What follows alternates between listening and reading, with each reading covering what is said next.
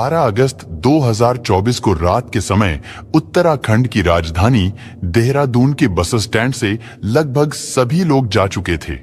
यानी उस समय वहां पर बहुत कम पैसेंजर थे और वो लोग थे जिनकी रात को बस चलने वाली थी। लेकिन उन्हीं बस का इंतजार करने वाले लोगों में एक लड़की भी शामिल थी। देखने से वो लड़की बहुत परेशान लग रही थी, लेकिन वहां पर मौजूद लोगों में से किसी ने भी उससे उसकी परेशानी का कारण नहीं पूछा। फिर अचानक उस बस स्टैंड पर ड्यूटी करने वाले गार्ड की नजर उस लड़की पर पड़ी और जैसे ही वो गार्ड उस लड़की के थोड़ा पास जाता है तो उसे उस लड़की को देखकर थोड़ा अजीब सा लगता है, क्योंकि वो लड़की थोड़ी असहज लग रही थी। यानी वो खुद को अनकंफर्टेबल महसूस कर रही थी। साथ ही बार बार वो अपने कपड़े ठीक करने की कोशिश कर रही थी। वो बच्ची डरी सहमी सी इधर उधर देख रही थी। उसे देखने से लगता था मानो वो काफी ज्यादा घबराई हुई हो। लेकिन फिर उस गार्ड ने देखा कि जिधर वो लड़की बार बार देख रही थी उस तरफ एक व्यक्ति भी घूम रहा था। वो लड़की बार बार उसी व्यक्ति को देख रही थी और खुद को बहुत ज्यादा अनकंफर्टेबल महसूस कर रही थी। अब उस गार्ड को भी लगने लगा था कि यहाँ पर कुछ ना कुछ गड़बड़ जरूर है और हो सकता है ये व्यक्ति ही इस बच्ची को परेशान कर रहा हो, क्योंकि उस लड़की की उम्र देखने से 15-16 साल लग रही थी। उसकी मानसिक स्थिति भी ठीक नहीं लग रही थी। इससे पहले कि गार्ड उससे कुछ पूछ पाता, तभी उस लड़की ने गार्ड से कहा कि मुझे पंजाब के पटियाला शहर जाना है। यहां से पंजाब के लिए बस कितनी देर में जाएगी? और शायद अगर वो लड़की उस गार्ड से बस के बारे में ना पूछती और अगर उस समय उस लड़की को पटियाला जाने वाली बस मिल जाती तो शायद ये इतनी बड़ी घटना बस एक राज ही बनकर रह जाती। खैर, गार्ड को उसकी हालत कुछ ठीक नहीं लग रही थी, इसलिए गार्ड तुरंत चाइल्ड हेल्पलाइन नंबर 1098 पर कॉल करता है और उनसे कहता है कि सर, यहाँ दून ISBT के प्लेटफॉर्म नंबर 12 पर एक नाबालिग लड़की खड़ी है। मुझे उसकी हालत थोड़ा अजीब लग रही है, इसलिए आप एक बार यहाँ आकर देख लीजिए। हो सकता है शायद आप इसकी हालत को बेहतर तरीके से समझ सकें। सूचना मिलते ही चाइल्ड वेलफेयर की टीम बस स्टैंड पर पहुंचती है और फिर कुछ देर बाद पुलिस भी वहां पर पहुंच जाती है और उस गार्ड से लड़की के बारे में पूछने लगते हैं। गार्ड ने उस लड़की को जिस कंडीशन में देखा था वो सारी चीजें उसने पुलिस वालों को बता दी। इसके बाद पुलिस उस लड़की के पास पहुंचती है और जब पुलिस वालों ने उस लड़की को देखा तो उन्हें भी पहली नजर में यही लगता है कि इस बच्ची के साथ यहाँ पर जरूर कुछ तो गलत हुआ है और हो सकता है जो व्यक्ति वहां पर घूम रहे हैं उनमें से कोई उसे परेशान कर रहा हो। खैर, जब पुलिस वाले और चाइल्ड वेलफेयर कमेटी के लोग उसके पास पहुंचते हैं वो लोग उससे बात करने की कोशिश करने लगते हैं। लेकिन जब पुलिस वाले उस लड़की से बात करने की कोशिश करते हैं तो वो लड़की उन्हें देखकर बहुत ज्यादा घबरा जाती है। उसके पास जो बैग था वो उस बैग से लिपट जाती है और इतने सारे मर्दों को अपने सामने देखकर कांपने लगती है तो पुलिस वाले तुरंत समझ जाते हैं कि ये जरूर आदमियों से घबरा रही है। इसलिए जेंट्स पुलिस पीछे चले जाते हैं और फिर केवल महिला पुलिस ऑफिसर ही उसके पास रह जाती है। वो उस लड़की से बात करने की कोशिश करती है। लेडी पुलिस ऑफिसर उससे पूछती है कि बेटी, तुम कहाँ की रहने वाली हो और तुम कहाँ जाना चाहती हो? उस लड़की ने बताया कि वो पंजाब के पटियाला शहर जाना चाहती है, क्योंकि वो बच्ची बहुत ज्यादा घबराई हुई थी। इसलिए उस लेडी ऑफिसर ने उससे पूछा कि बेटी, क्या तुम यहाँ पर अकेली आई थी या फिर तुम्हारे साथ कोई और भी था जो तुम्हें अपने साथ यहाँ लेकर आया था? पुलिस उससे कई तरीकों से पूछताछ करने की कोशिश कर रही थी, लेकिन बार बार पूछने के बाद भी वो लड़की बहुत कम सवालों के जवाब दे रही थी। फिर भी पुलिस वालों को इतना तो समझ आ गया था कि ये लड़की जरूर किसी बड़ी मुसीबत में है। इसलिए वो लोग उसे अपने साथ गाड़ी में बैठाकर पुलिस स्टेशन ले जाते हैं, क्योंकि उस समय लड़की को बहुत ज्यादा भूख लगी थी। तभी उस लड़की ने महिला पुलिस ऑफिसर से कहा कि मुझे बहुत भूख लग रही है, इसलिए सबसे पहले उसे अच्छे से खाना खिलाया जाता है, पानी वगैरह पिलाया जाता है। इसके बाद जब लड़की थोड़ा रिलैक्स होती है तो लेडी ऑफिसर उसके पास बैठकर फिर से उसके साथ बात करने की कोशिश करती है, लेकिन उस समय वो इतनी ज्यादा घबराई हुई थी कि वो किसी से भी बात नहीं करना चाहती थी। वो पुलिस स्टेशन के एक कोने में चुपचाप बैठी हुई थी, क्योंकि उसके साथ जो दरिंदगी की गई थी उसके बारे में बताने के लिए ना तो उसे कुछ समझ आ रहा था और ना ही वो किसी को बताने की हिम्मत जुटा पा रही थी। खैर, अगली सुबह उसका ट्रीटमेंट भी शुरू कर दिया जाता है, क्योंकि पुलिस वालों को यह बात लग रही थी कि लड़की डिप्रेशन में है और यही कारण है कि ये कुछ भी बताने की स्थिति में नहीं है। इसके बाद 2 दिन तक उसका ट्रीटमेंट चलता है। इसके बाद दोबारा फिर महिला पुलिस उसके पास जाती है। इस बार जब लेडी ऑफिसर ने उससे पूछताछ करनी शुरू की तो उस लड़की ने बताया कि मेरे साथ गंदा काम किया गया है, जिससे महिला पुलिस ऑफिसर तुरंत समझ जाती है कि इस बच्ची के साथ तो दरिंदगी की गई है। इसके बाद उन्होंने उससे पूछा कि बेटी, ये सब तुम्हारे साथ कहां पर हुआ? तो वो लड़की उन्हें बताने की कोशिश करने लगती है, लेकिन जब वो उन्हें अपने साथ हुई हैवानियत के बारे में बता रही थी तो इसी बीच वो जोर जोर से रोने लगती है, क्योंकि वो महिला पुलिसकर्मी थी, इसलिए उसके हालातों को काफी अच्छे से समझ रही थी। इसके बाद उन्होंने उस बच्ची को चुप कराया और उसे दिलासा देते हुए कहा कि बेटा, तुम डरो मत, अब सब कुछ ठीक हो जाएगा, तुम्हें घबराने की कोई जरूरत नहीं है, और जो कुछ भी तुम्हारे साथ हुआ है उसे भी छोड़ो, हम लोग उसके बारे में भी बात नहीं करेंगे। वो लोग जैसे तैसे कर उस बच्ची को शांत कराते हैं। उसके बाद अगले दिन दोबारा से उससे पूछताछ करते हैं। वो लड़की बताती है कि उसके साथ कई लोगों ने मिलकर गंदा और घिनौना काम किया है, यानी उसके साथ गैंगरेप हुआ था। इसके बाद पुलिस वालों को पता चलता है कि उसके साथ ये हैवानियत उत्तराखंड के देहरादून बस स्टैंड पर हुई है।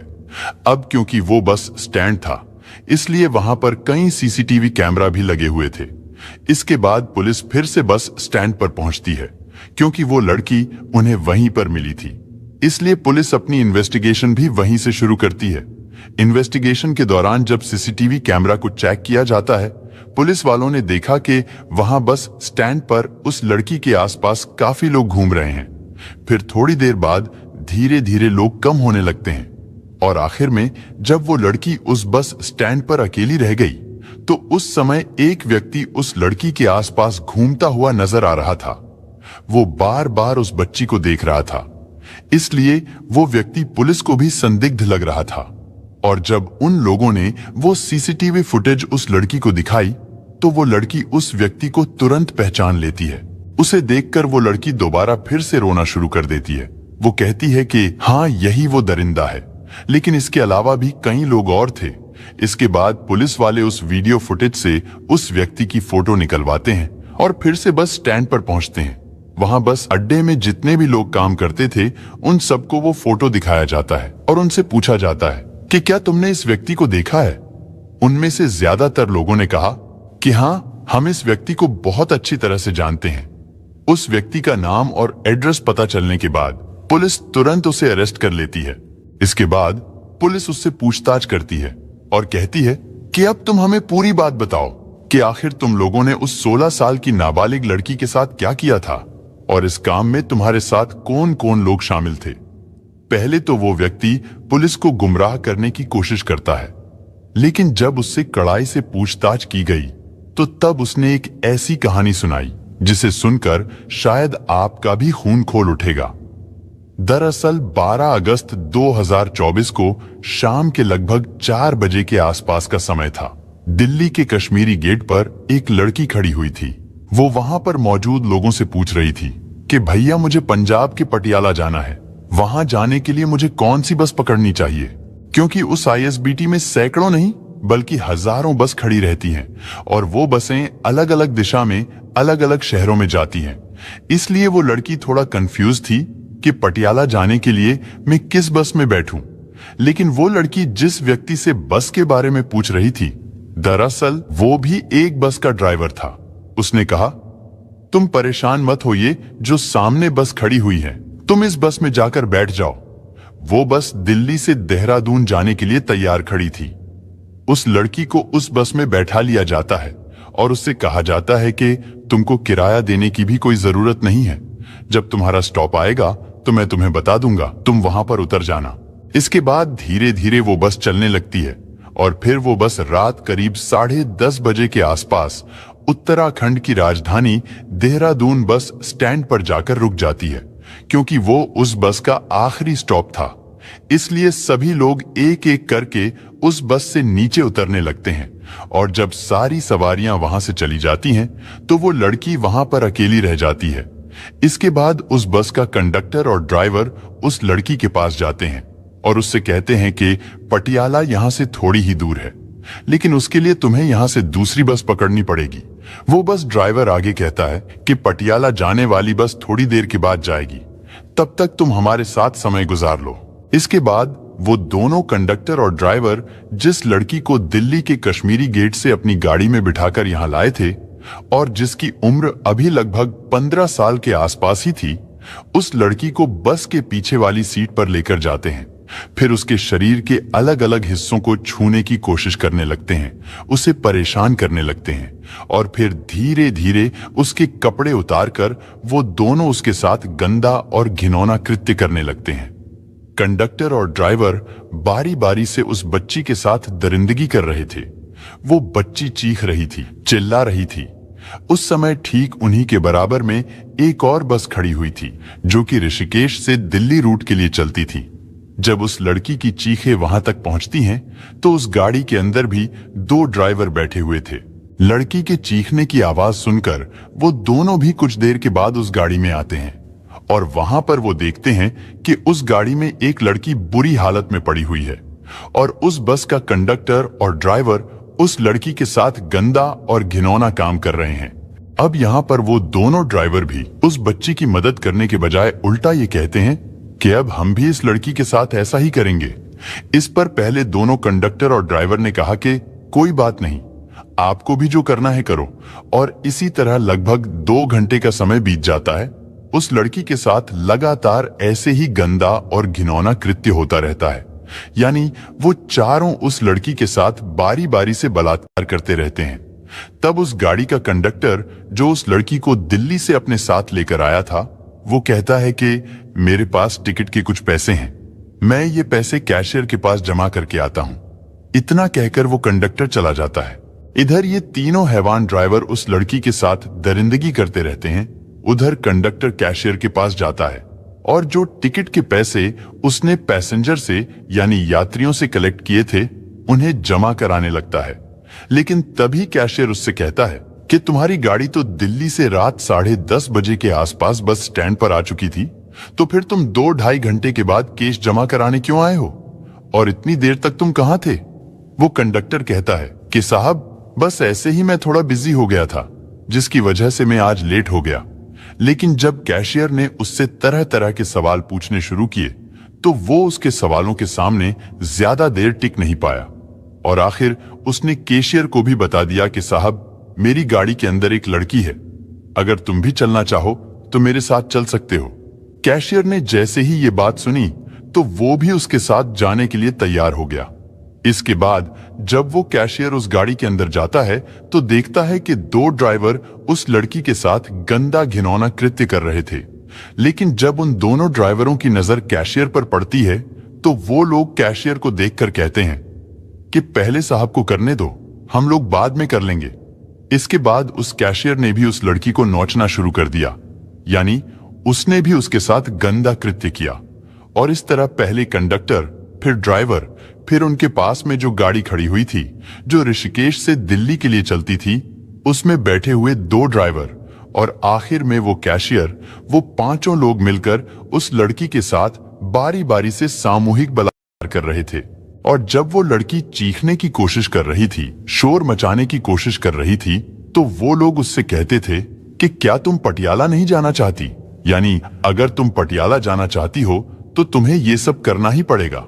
उस लड़की की समझ में नहीं आ रहा था कि आखिर उसके साथ हो क्या रहा है और अब तो उसकी मानसिक स्थिति भी बिगड़ने लगी थी। लेकिन फिर किसी तरह वो लड़की वहां से निकलने में कामयाब हो जाती है या फिर उसे जाने दिया जाता है।